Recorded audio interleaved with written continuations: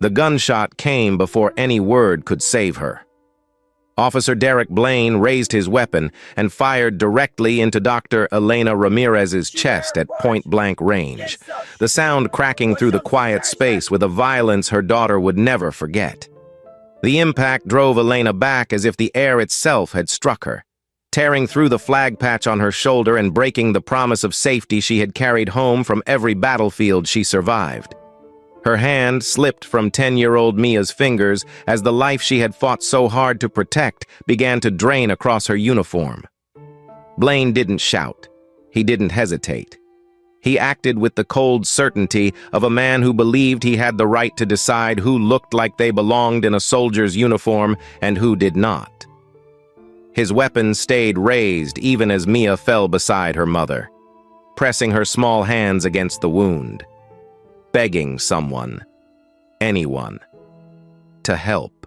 Elena fought to stay upright, but her body weakened faster than her will, and she collapsed to her knees with the stubborn dignity of someone who had spent a lifetime refusing to bow for injustice. The silver dog tag engraved with S-72 slid from her collar and struck the ground with a soft, final sound. A sound that meant far more than Blaine understood. As Mia clutched her mother's chest, her thumb brushed the hidden stud beneath the metal plate. The click was quiet, but the signal it sent was not. Omega Sentinel had awakened. Before going into this story, where are you watching from today? Let me know in the comments so we can see how far this story reaches. And while you're here, please subscribe to the channel and give me a like. It helps more than you know, especially with stories that matter. The moment the shot was fired, the world shifted in ways Blaine never imagined. Elena had walked out of the Dallas VA Medical Center only minutes earlier, exhausted from her therapy appointment, but trying her best to keep her promise to Mia. She had told her daughter they would stop for ice cream on the way home, a small ritual that helped soften the weight of memories she carried from Afghanistan. Elena's uniform was clean because she wore it only on days when courage felt thin, and she needed to remind herself of every life she had saved. She wasn't on duty. She wasn't a threat. She was a mother trying to reclaim one peaceful afternoon. But Blaine didn't see a surgeon who had patched up American soldiers under mortar fire. He didn't see the woman who stayed behind during a collapsing shelter to save 3 wounded Marines. He saw someone he decided didn't belong. Someone he chose to confront. Someone he would later claim had moved wrong, even though she hadn't moved when he first approached. Elena shifted her body to keep Mia behind her, a reflex sharpened across decades of combat medicine. She greeted him calmly, offering respect even before he offered hostility. She said, "I'm retired Army Medical Corps, Colonel Ramirez," and handed over her identification with a steady hand. Blaine flicked it aside without looking, as if her record, her years of service, her sacrifices, all meant nothing. "Uniform looks brand new," he muttered. "Where'd you steal it?" The words cut deeper than he understood. Elena had worn that uniform when she treated wounded soldiers who cried out for their families. She wore it when she held pressure on a 19-year-old's artery for 40 minutes. She wore it when she saved Blaine's own chief's brother in Fallujah. But Blaine saw only the story he brought with him, a story built on suspicion and entitlement. He ordered her to her knees. She refused because the child at her side needed her to stay standing. Her refusal was not defiance, it was protection. But Blaine interpreted dignity as resistance and escalated with the reckless confidence of a man who believed consequences were for other people. The shot broke through the afternoon in a way that would replay in Mia's mind for the rest of her life. The force drove Elena backward, her hand reaching out instinctively toward her daughter even as her strength failed. Mia dropped beside her, her small voice shaking as she called out, "Mom, stay with me!" pressing her hands over the wound the way she had seen her mother do for others. Elena tried to speak, but only a faint breath escaped. One final act of presence for her daughter. Blaine stepped back, not out of remorse, but out of shock that his own anger had taken him this far. He looked at his hands as if the weapon had fired itself. He reached for his radio, fumbling for a version of events that could be defended. But the world was already moving faster than he could imagine, because when Mia's thumb pressed the hidden stud beneath Elena's dog tag, a classified beacon sent a signal across a network built for only one scenario: the death of Sentinel-72. Omega Sentinel did not wait for confirmation. It did not request authorization. It did not warn the local police. It triggered the highest-level military response allowed on American soil when a decorated service member was killed through unlawful force. Cameras around the lot began shutting down in a synchronized blackout. Cell signals within the immediate area began to scramble. And 160 miles south, in an underground wing at Fort Cavazos, Colonel Marco Ramirez looked up from his console as the symbol tied to his sister's code began flashing. He had seen alerts before. None were this color. None were this loud. None were meant to be ignored. Back in the parking lot, Mia tried to lift her mother's head, whispering words that carried the weight of a child's first experience with irreversible loss. She looked up at Blaine with a mixture of terror and disbelief, unable to understand why a man with a badge had done this to someone who spent her life saving others. Blaine stood frozen, realizing too late that this was not a routine stop gone wrong. This was the beginning of something he could not control. Elena's final breath left her lips as the faint echo of rotor blades began to build in the distance. Too low, too fast, too coordinated to belong to anything local. Mia didn't know what Omega Sentinel meant. She only knew she had done what her mother told her to do if the unthinkable ever happened. If they ever kill me for my skin on American soil. Elena had once written, "Wait for the truth to arrive, then scream." And now the truth was coming, carried on the wings of a system that had been asleep for years, waiting for this exact moment. The consequences for Derek Blaine, for Chief Harlan Voss, for Mayor Lydia Grant, and for every hand that buried the truth, were no longer optional. Omega Sentinel was awake, and nothing would stop what came next. The moment Omega Sentinel activated, the response unfolded with the precision of a system built for only one terrible purpose: at Fort Cavazos, deep beneath a restricted wing few soldiers knew existed, Colonel Marco Ramirez stared at his console as the red alert pulsed with the unmistakable signature of his sister's code, Elena's identifier. S-72 was not supposed to appear under the heading now flashing across his screen, Omega Sentinel Breach. Marco's breath tightened as he realized the alert could only be triggered one way. The system had been designed for catastrophic loss, for the death of an asset whose work and identity were so classified that her protection did not end with retirement. Omega Sentinel was not for rescue. It was for response. And it meant his sister had been killed in a way that violated every treaty, every protocol, and every agreement between the military and civilian authorities. Across the room, technicians looked toward Marco with the same stunned silence, knowing that whatever came next would alter the chain of command across the entire region.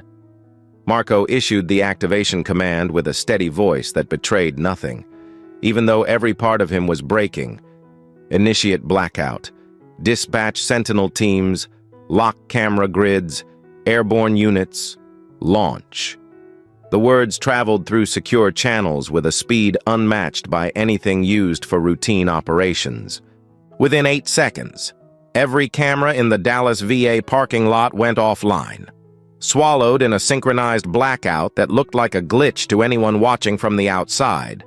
To those inside the system, it was a declaration. Omega Sentinel was fully awake. In the sky above Central Texas, 3 black helicopters with no numbers, no insignia, and no visible navigation lights turned toward Dallas with a precision reserved only for missions labeled Eyes Only. Their rotors cut through the air with a low thunder that signaled the arrival of something the public was never meant to see. On the ground at the VA lot, paramedic Jake Morales sprinted toward the body he recognized even before he knelt beside it. The moment he saw Elena's face, memories rushed back from Afghanistan, the day she saved his life with her bare hands when all medical supplies had been destroyed in a blast. He touched her shoulder, hoping to feel any sign of pulse, but her body told him the truth with a final, irreversible stillness. He noticed the Omega Medic Group insignia on her sleeve, a symbol he had seen only once during his deployment. He felt the weight of danger settle across his chest as he realized he was not looking at an ordinary casualty. He pulled out his phone and recorded 30 seconds of video, documenting the blood, the position of her body, Mia's hands still pressed against the wound, and the empty stare of Officer Derek Blaine, whose gun remained raised even as help arrived. Jake's recording captured Blaine's attempt to reach for his radio. But before he could speak, a dark vehicle slid to the edge of the lot. Two men in black suits stepped out with an authority that silenced the scene. They moved with a calm that signaled training far beyond local jurisdiction. One placed a hand on Blaine's shoulder and said nothing, but the officer's expression shifted from confusion to fear. The man's presence alone was enough to make Blaine lower his weapon without protest. It was not a request. It was a message. Blaine looked into the man's eyes and realized he had already been removed from whatever story he planned to tell. The other operative walked toward Mia with a gentleness that contrasted sharply with the severity of the moment. He lifted the trembling child into his arms as if she weighed nothing, wrapping her in a protective cloth that hid her face from the growing number of stunned officers arriving at the scene. The helicopter blades became louder, sweeping dust and fear into the air as the operatives stepped back. The crime scene tape flapped wildly in the rotor wash before snapping against the poles with sharp, rhythmic sounds. Reporters who had begun to gather quickly shielded their cameras as the wind forced them to look away. Marco's command center showed each step in real time. The blackout grid held steady. The operatives secured the child. The shooter was neutralized without force. Blaine's access to his radio was already dead, his badge number removed from the network, his presence erased as though he never arrived at the scene. He stood motionless, unable to understand how the world had shifted beneath him so fast. Officers around him asked if he was all right, but he didn't answer. The fear building behind his eyes was not about the shot he fired. It was about the realization that he had shot someone whose death triggered a system so powerful that even the police chief could not interfere. Jake Morales stepped back as two more operatives lifted Elena's body with a reverence usually reserved for soldiers lost in combat. They covered her with a flag they carried specifically for Omega Sentinel extractions. A flag stained with history and sacrifice. Jake wanted to speak, to tell them she deserved more than a silent removal, but the look in their eyes told him they already knew. One operative paused long enough to nod at Jake, a silent acknowledgement of the 30 seconds he had recorded before the suits arrived. A courtesy, a warning, a confirmation that nothing about this moment would remain in civilian hands. The helicopters landed in a synchronized formation that shook the ground. Mia was placed inside the first aircraft, strapped in beside a medic whose movements were careful and gentle, as if handling something far more fragile than blood and bone. She cried out for her mother, but the medic rested a hand on her shoulder and whispered words too soft for anyone else to hear. Blaine stepped forward as if to object, but the nearest operative looked at him with a quiet finality that stopped him cold. The officer's world, authority, confidence, control, collapsed under that single stare. He reached once more for his radio, but it remained dead in his hand, stripped of purpose. The men loading Elena's body into the second helicopter did so with a precision that made every watching officer realize they were no longer in charge of the scene. They were bystanders, spectators, witnesses to a handover that carried the weight of military authority far above their rank, as the helicopters lifted off. The wind flattened the crime scene tape one last time. Officers shielded their faces from the force. Jake watched silently, knowing the video on his phone was the only unclassified record of what had happened. In the command center, Marco stood with his hands braced on the console, breathing through the weight of grief and duty colliding in his chest. His sister's death had activated a system designed to expose truth, eliminate interference, and protect whatever remained of her legacy. Omega Sentinel was no longer a protocol. It was now a storm moving across Texas with a single purpose. Nothing would stop it, nothing would slow it, and for the people responsible for her death. The reckoning had already begun. Jake Morales uploaded the 30-second video at 7:14 p.m., hitting post with a steady hand, even though his stomach churned with the knowledge that nothing in his life would be the same after this decision. The first 1,000 views arrived in minutes, then 10,000, then 1,000,000, and by sunrise. More than 28 million people had watched Officer Derek Blaine fire a bullet into the chest of a decorated Army surgeon in front of her daughter. The video spread across every platform, amplified by veterans who recognized the insignia on Elena's sleeve and civilians who felt a sense of outrage that pulsed through the country like electricity. Jake never added commentary. He didn't need to. The image spoke with a power that could not be softened, justified, or denied. Meanwhile, the blackout around the VA lot had ended, but the damage was already irreversible. Reporters began tracing Elena's identity online, digging into publicly available records until they uncovered fragments of a career most Americans never knew existed. When classified files leaked onto independent servers at midnight, the fragments became a full picture. The documents revealed that Dr. Elena Sofia Ramirez had saved 187 lives across 3 Afghanistan tours, performed surgery in collapsed buildings while rockets fell around her, refused medical evacuation twice, and once held a severed artery closed with her bare fingers until help arrived. She had been quietly awarded the Star of Valor, a medal rarely bestowed and even more rarely discussed. The leak painted her not as a statistic, but as a hero whose final moment was caught on video in the country she served. Veterans flooded the internet with their own stories of her, naming her Doc Ramirez, Guardian 72, the surgeon who stayed behind, and the smartest hands in the desert. Each story added weight to the outrage, shifting the public mood from shock to fury. While the nation watched the video on screens across living rooms, buses, and break rooms, Mia Ramirez sat in a secure room on base with her stuffed bear held to her chest. Inside the bear, as Elena once told her, was a journal meant for a day she hoped would never come.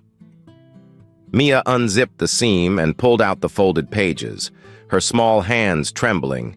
The letter inside carried her mother's handwriting, steady and clear.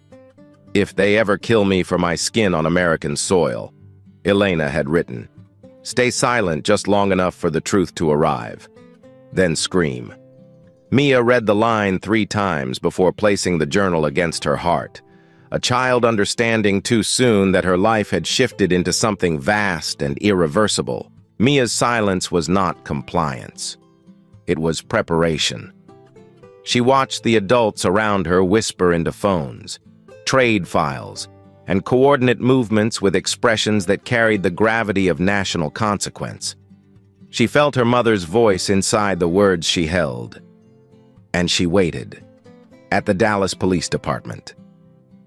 Lieutenant Sofia Reyes sat in her office with her face lit only by the glow of her computer screen.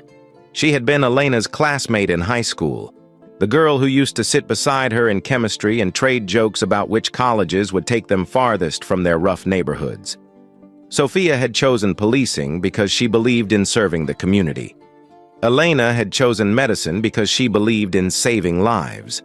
Their paths had diverged, but their friendship had not. when Sophia watched the viral clip.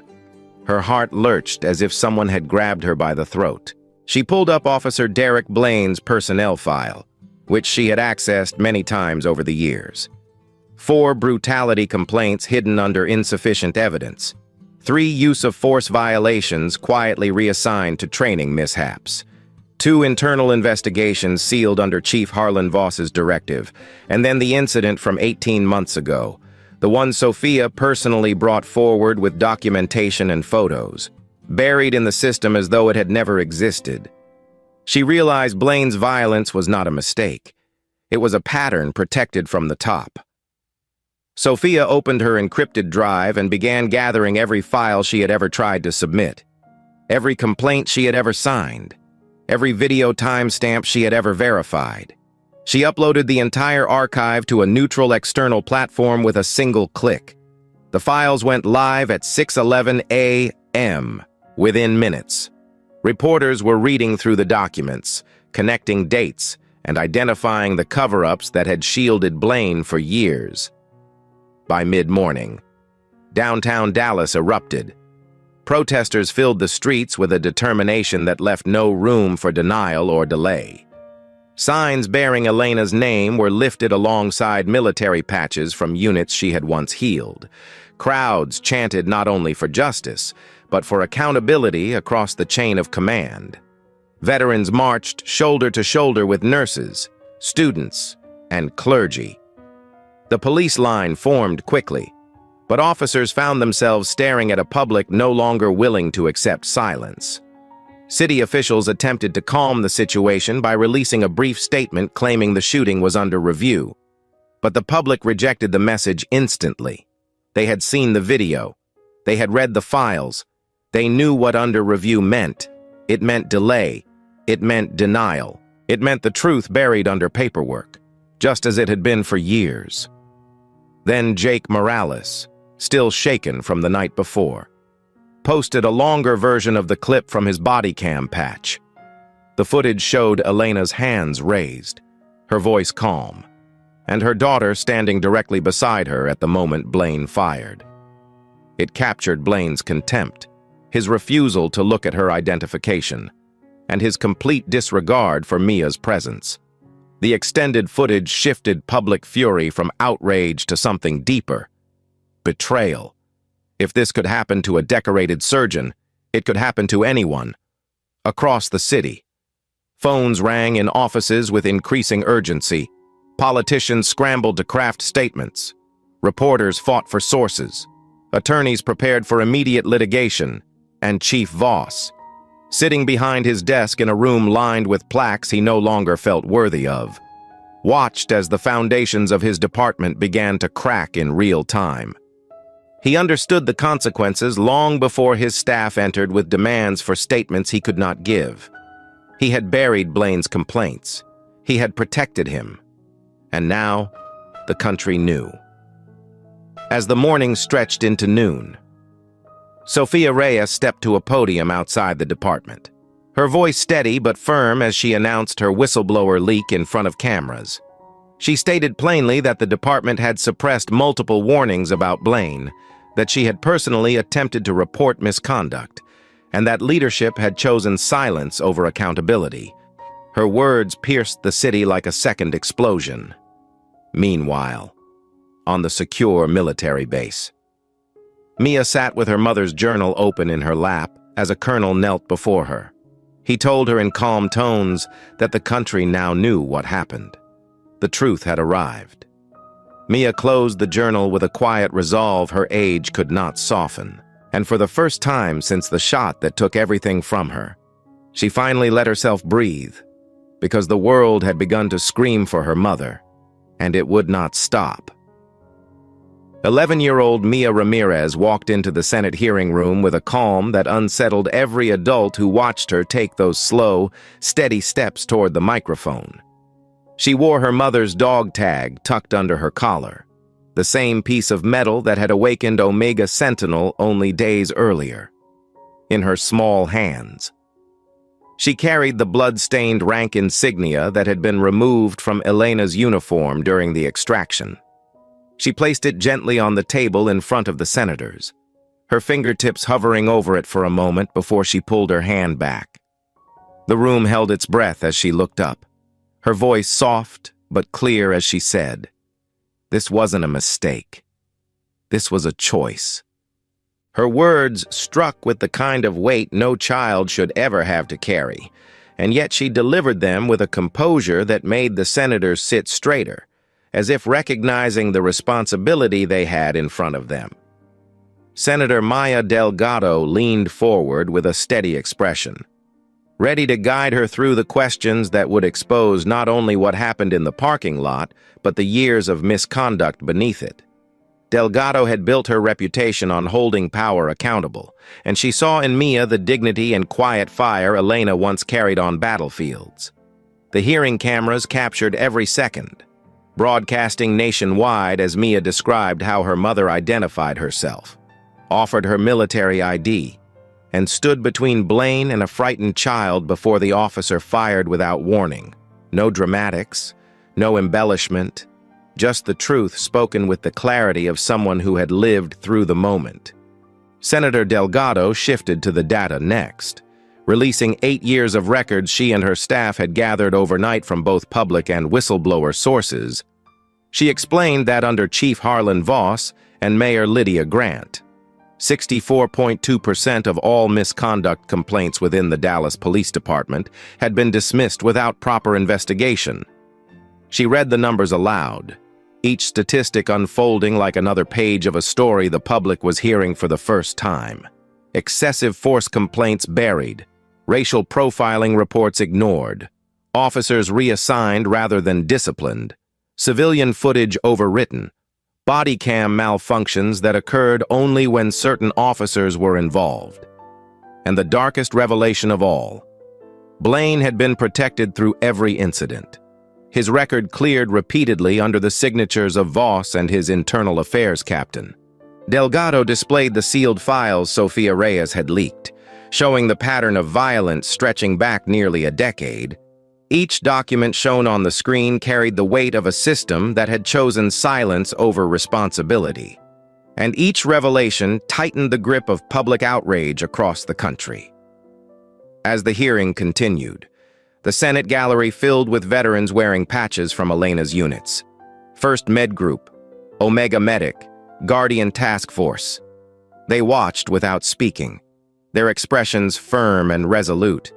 Many had known Elena, many had served beside her, and all understood the magnitude of what had been taken. When Delgado announced that Blaine would be taken into federal custody before the day ended, the veterans lowered their heads, recognizing the solemnity of the moment. On the streets outside, crowds gathered around large screens, watching the hearing live. Some held signs with Elena's name, others held photographs of the flag she had worn. All waited for the accountability they had been denied for far too long. Back inside the hearing room, the final portion of testimony shook the nation. Delgado called for the arrest of Officer Derek Blaine on charges including unlawful killing, civil rights violations, falsification of records, and aggravated endangerment of a minor. Cameras captured Blaine in the brief moment before federal agents reached him.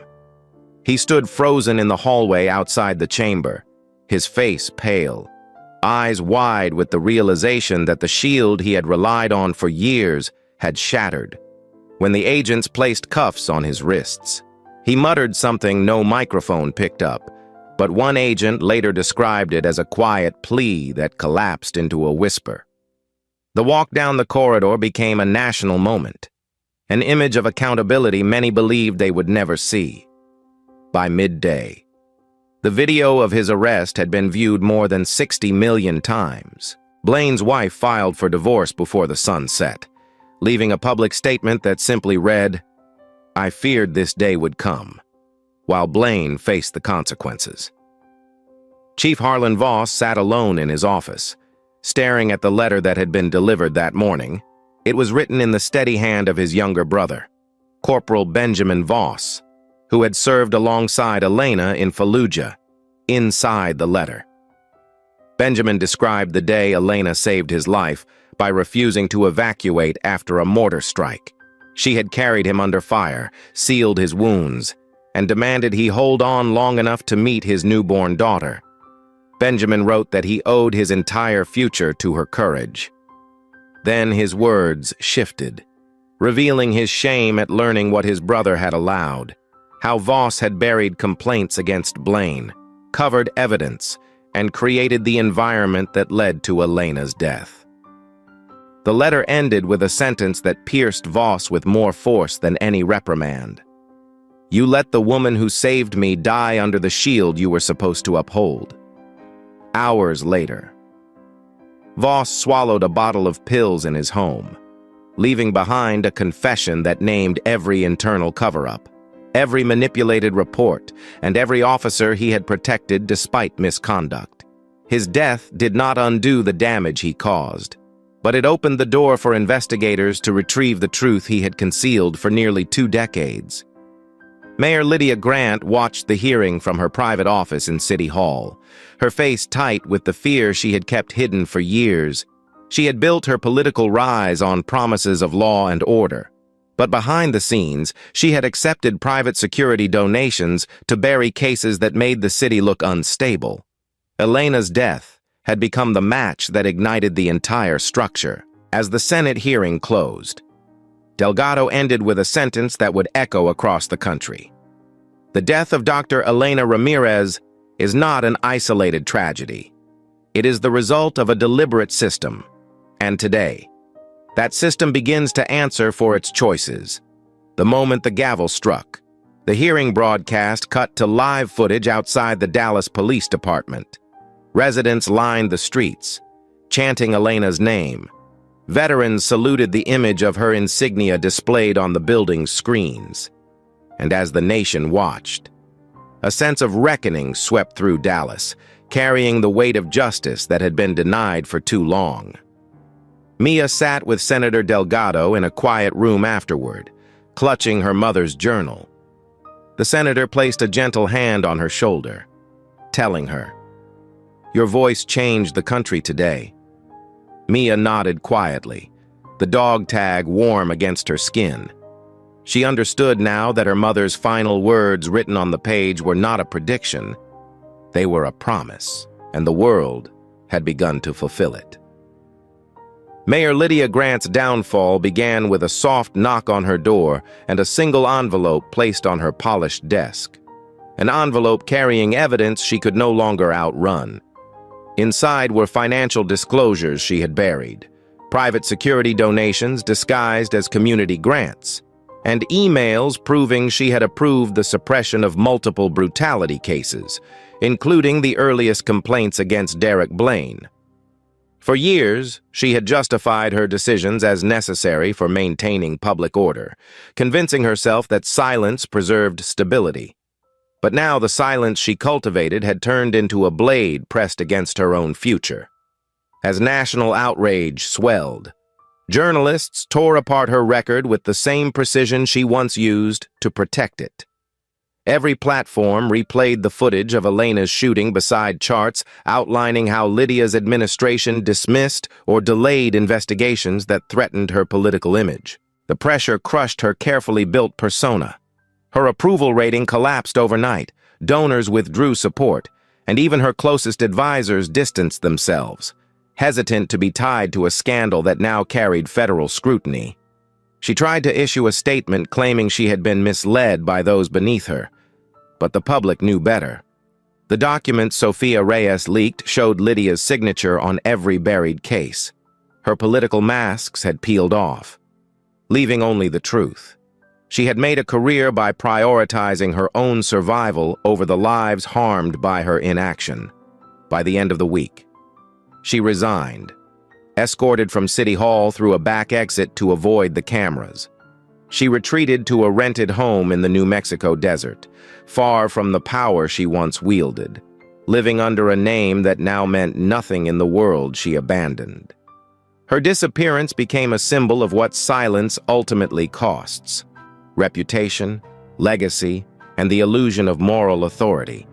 Meanwhile, Derek Blaine faced a justice no one believed possible only weeks earlier. The courtroom was filled to capacity the day he was sentenced, not with jeering crowds but with quiet veterans who carried a steady, unbreakable resolve. They sat shoulder to shoulder, representing every unit Elena had served. The judge read the charges with a calm heaviness, outlining each count of unlawful killing, civil rights violation, falsified reporting, and endangerment of a child.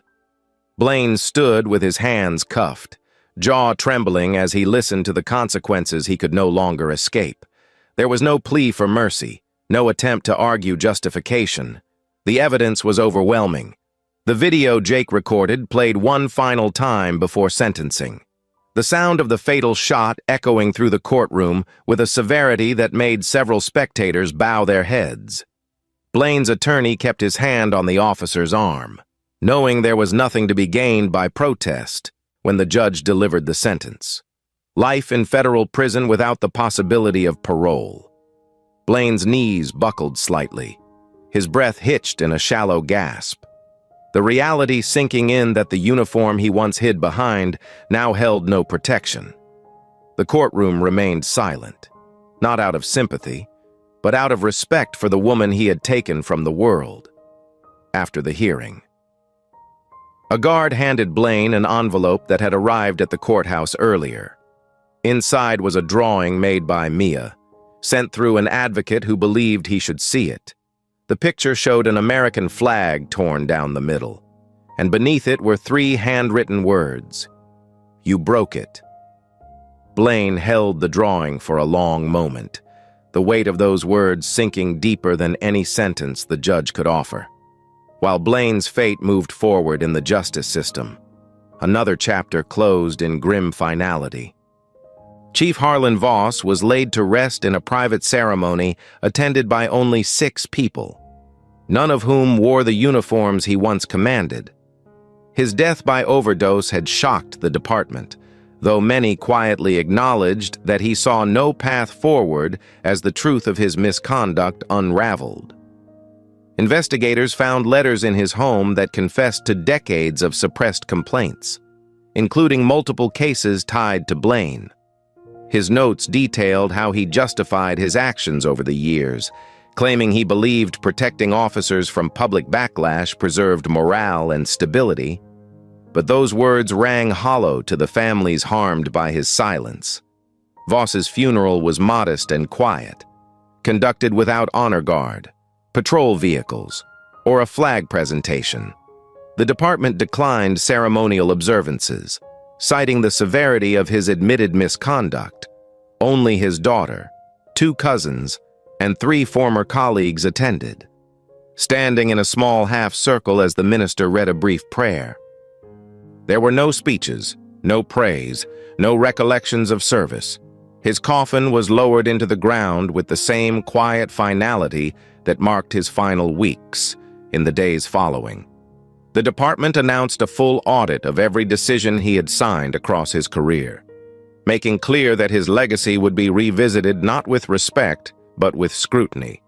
Across Texas and beyond, reactions continued to ripple from Elena's death. Veterans held vigils in her honor, gathering in silence before reading her service citations aloud. Nurses shared stories of working beside her in makeshift clinics overseas. Military journals published pieces detailing the rare level of courage Elena had displayed across her career, emphasizing the magnitude of talent and heart the country had lost. The phrase "cost of silence" began circulating among community groups, referring not only to the silence of leadership, but to the culture that allowed officers like Blaine to operate without consequences for so long. Families affected by police misconduct came forward with renewed courage, citing Elena's story as the catalyst that gave them strength to demand accountability and across the nation. Parents spoke to their children about the role of integrity, using Elena's name in conversations about bravery, sacrifice, and the cost of standing for truth.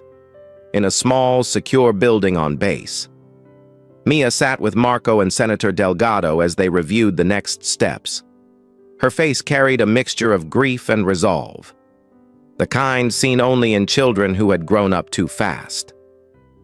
She held her mother's journal in her lap, tracing Elena's handwriting with her fingers while listening to discussions she was too young to fully understand, but too connected to ignore. Delgado told her gently. "Your mother changed the world even after she was gone," Marco added, "and you helped her do it." Mia didn't speak. She simply nodded, her grief shifting slowly into a quiet, steady strength. The nation was beginning to move forward, but something in her understood that her mother's story was not only about loss, it was also about exposure, accountability, and the danger of silence. And in her small, steady heartbeat, the world could feel the first embers of the legacy Elena had left behind. Major General Harlan Thorpe stood before the cameras with a solemn weight in his posture. A weight earned over decades of service and quiet battles fought in rooms the public never saw. And when he removed his uniform coat and placed his 4 stars on the desk in front of him, the nation understood that something irreversible was taking place. His voice carried the steady cadence of a man who had lost soldiers under his command. But the tremor beneath it revealed the personal grief he carried for Elena Ramirez, the surgeon who had once saved his life after an explosion in Kandahar. He looked directly into the cameras and stated, "We will no longer train alongside any agency that treats our people as threats." The sentence rippled across the country with a force that silenced every commentator and left military leadership stunned. Thorpe continued, outlining the painful truth he had kept quiet for years, that too many service members returned home only to face suspicion and danger on the soil they defended. He spoke Elena's name with reverence, recounting the night she held his chest closed with her own hands while waiting for a medic unit to break through the chaos. "If she had died overseas," he said softly, "it would have been an honorable loss. But she died here, at home, because those sworn to protect failed to recognize the very people who protect them." His resignation was immediate, his stars left on the table as a sign of protest. And by the end of the broadcast, millions of Americans were calling it the most powerful act of moral courage since the end of the Gulf War. In Washington, the Department of Defense moved faster than anyone expected. A coalition of senior officers, senators, legal advisors, and veteran advocates drafted a directive that had been buried in classified proposals for years. Now, in the wake of Elena's death, the directive resurfaced as an urgent necessity. It became known as DoD Directive 73 Omega. The policy outlined a simple but radical protection. If a veteran or active duty service member was unlawfully attacked by civilian authorities, they were authorized to respond with immediate force to protect themselves and any civilians present. The directive did not undermine civilian law enforcement, but clarified that military personnel would never again stand defenseless in the face of unlawful violence. The language was firm, precise, and backed by decades of cases in which veterans had been harmed during routine encounters. The signing ceremony took place behind closed doors, but Senator Delgado later referenced the moment in a press briefing, describing it as a safeguard carved out of the blood of someone who gave everything for this country. The directive passed with overwhelming bipartisan support, turning Elena's death into a legal and moral turning point. Across bases nationwide, commanding officers gathered their troops to explain the new protections, many speaking Elena's name in classrooms and auditoriums as an example of why the directive mattered. At the same time, communities across the country began calling for reforms inspired directly by Elena's legacy. Hospitals created new protocols for responding to veteran crises. Police academies introduced mandatory military awareness training. State legislatures drafted bills requiring independent oversight when a service member was involved in any police encounter. Veterans groups organized panels where military families could speak openly about fears they had carried for years. In these meetings, one name appeared again and again: Elena Ramirez. the surgeon whose death had forced a national reckoning. Her story became a symbol of both the fragility and the strength of those returning from war. A reminder that sacrifice did not end at the border of a conflict zone, while legislation moved forward. Marco Ramirez carried the burden of grief alongside the responsibility of shaping how his sister's legacy would be honored. At Fort Cavazos, he established the Elena Ramirez Scholarship, a full-ride program offering 72 scholarships every year to minority military children, the number chosen in honor of Elena's call sign, Sentinel 72. The scholarship became one of the most rapidly funded programs in Texas history. Veterans, families, and community members donated from across the nation, leaving messages describing how Elena's story had changed their understanding of service and sacrifice. Some wrote about their own fears as parents of children in uniform. Others wrote about the quiet courage of the soldiers they had known. Marco read every message, his heart heavy but strengthened by the knowledge that Elena's life continued to reach people far beyond her final moment. On the day the scholarship was announced, Mia stood beside Marco, holding her mother's folded flag to her chest, her chin lifted with the quiet strength Elena had taught her. A reporter asked Mia how she felt knowing the scholarship bore her mother's name. Mia answered softly, "It means other kids will grow because my mom believed in hers." The room fell silent, and even the cameras seemed to record with gentler movements. Across the country, police departments felt the ripple effect of the reforms. Some resisted the changes, arguing that they threatened authority. But most departments quickly realized the tide had shifted. Cities that once ignored misconduct now faced demands for transparency. Police chiefs who refused reform found themselves pressured to resign. Members of Congress introduced oversight measures tying federal funding to departments that implemented veteran safety protocols. And as politicians debated the finer details, the public remained united behind one truth. The death of Dr. Elena Ramirez had revealed a dangerous gap between military service and civilian policing, a gap the country could no longer afford to ignore. Major General Thorpe, now a civilian living quietly outside Fort Cavazos, received letters daily from service members thanking him for his resignation speech. Some wrote that his words had restored faith they thought they lost. Others said they finally felt acknowledged by a system that had overlooked their struggles for too long. Thorpe read every letter with a sense of responsibility he refused to take lightly. He never regretted stepping down.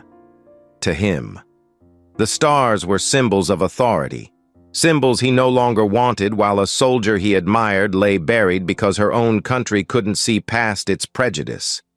He kept one object on his desk, a photograph of Elena standing in a field hospital, her hands covered in dust, her eyes steady with that familiar look of quiet determination.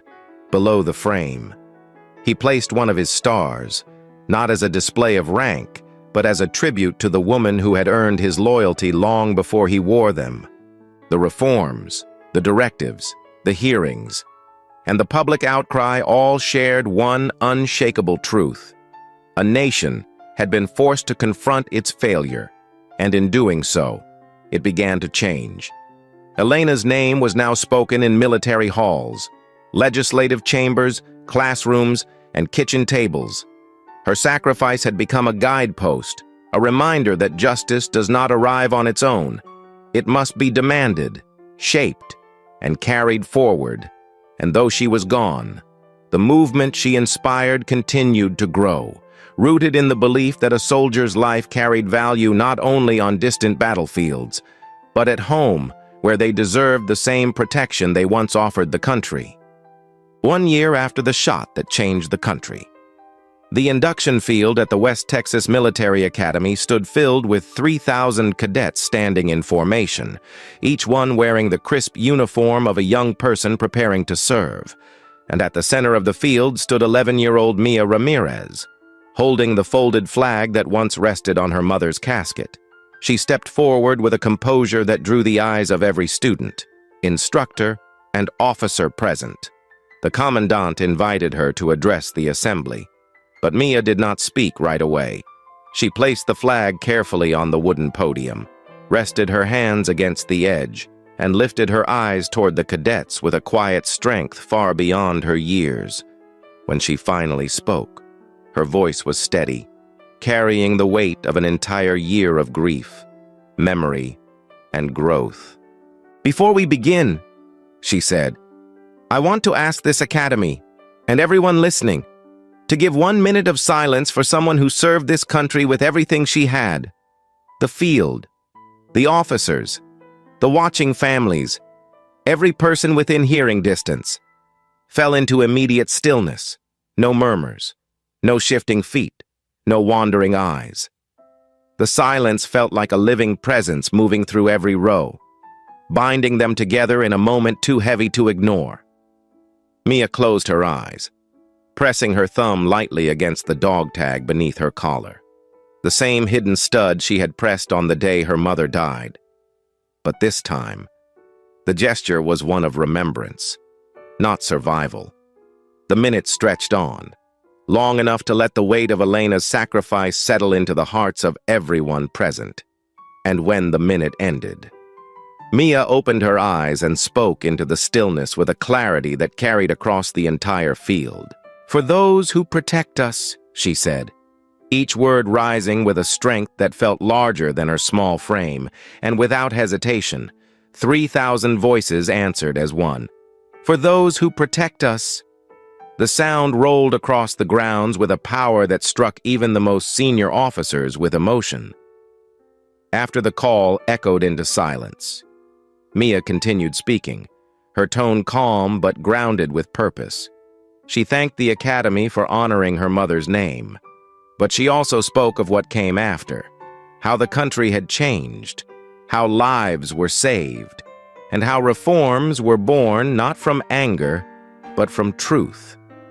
She talked about the scholarship bearing her mother's name, about the children who had already received full rides, and about the letters Marco had read to her from families Elena's legacy had touched. She spoke of Major General Thorpe leaving his stars on the desk, of the directive signed in her mother's honor, and of the veterans who wrote to her saying Elena gave them hope even after her death.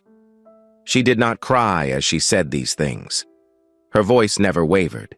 She carried herself the way Elena once taught her, with dignity, gratitude, and unwavering clarity. When she finished, the commandant stepped forward and saluted her, a gesture normally reserved for military personnel. And the cadets followed with a united salute that turned the moment into something sacred. Mia returned the salute with a small nod, knowing her mother would have told her to stand tall and accept the respect she had earned. Later that afternoon, Mia walked with Marco to a quiet room inside the academy, where she had been asked to sign a commemorative plaque bearing Elena's photograph and service timeline. The plaque would hang in the academy's Hall of Honor. Mia signed her name beneath the inscription that read, "In memory of Colonel Elena Sofia Ramirez, Sentinel 72, a protector at home and abroad." She pressed her palm gently against the glass frame for a moment, whispering words only she could hear. Marco stood behind her, hands clasped, allowing her the space to feel whatever she needed to feel. When she turned back to him, her expression carried the same quiet bravery Elena used to wear on the long nights overseas. Marco placed an arm around her shoulders, telling her that her mother would be proud, and Mia leaned into him for a brief second before stepping forward again. She had learned that grief does not vanish. It reshapes itself into something a person learns to carry. Across the country, Elena's legacy continued to deepen. Her photograph, the one captured by Eden Park, titled "The Triangle," showing Mia clutching the folded flag in the shape of a perfect triangle, hung in every American military installation. Beneath it, a single line was engraved, "Never again." The image had become more than a photograph. It had become a promise. Soldiers saluted it before deployments. Veterans touched the frame during ceremonies. Cadets studied it during ethics classes. It held the weight of a nation's vow to protect its own protectors. And though it was only an image, it carried the force of a movement born from the life and death of a woman who had given everything she had, even in her final breath, to shield her child. As evening settled at the academy, the commandant invited Mia and Marco to a small gathering with instructors and scholarship recipients. They spoke quietly about their goals, their families, and the new opportunities Elena's scholarship had given them. Many of the students told Mia they wanted to serve because of her mother's example. Mia listened with a solemn politeness, her eyes bright with understanding that Elena's story was no longer just hers to carry. It belonged to the country now. When the gathering ended, Mia returned to the field with the folded flag in her hands. She stood alone for a moment, looking out at the empty rows where the cadets had stood earlier. She whispered, "I did it, Mom." Then she lifted the flag to her chest and took a deep breath. The lights across campus dimmed, and Marco called to her gently. But Mia asked for one more minute before leaving. She bowed her head in quiet reflection, letting the still air settle around her, carrying her mother's memory with a tenderness shaped by the year she had endured. When she finally walked toward Marco, she did so with a confident stride, as if every step carried a piece of Elena's strength.